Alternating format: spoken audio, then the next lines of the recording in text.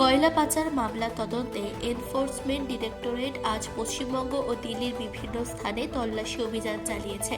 ইডির অভিযান অনুযায়ী অনুপ মাঝির নেতৃত্বে পাচার হওয়া কয়লা বিভিন্ন শিল্প প্রতিষ্ঠানে বিক্রির পাশাপাশি বড় অঙ্কের অর্থ হাওয়ালা নেটওয়ার্কের মাধ্যমে লেনদেন করা হয়েছে, যার সাথে আইপ্যাক কনসাল্টিং প্রাইভেট লিমিটেড নামক সংস্থাও জড়িত। তল্লাশি চলাকালীন কলকাতা পুলিশের পদস্থ আধিকারিকরা ইডির কর্মকর্তাদের পরিচয় যাচাই করেন।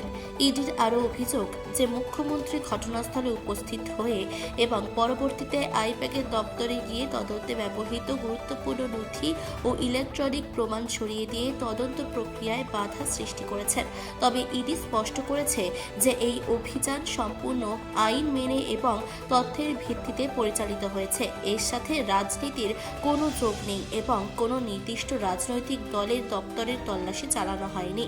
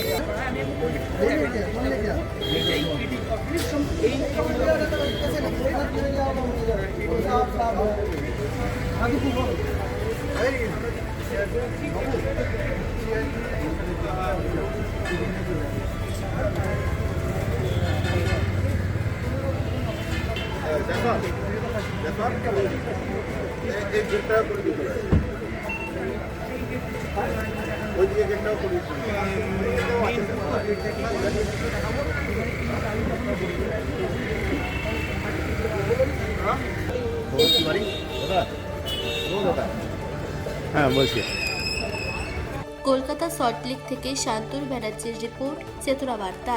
জেগে থাকে, জাগিয়ে রাখে।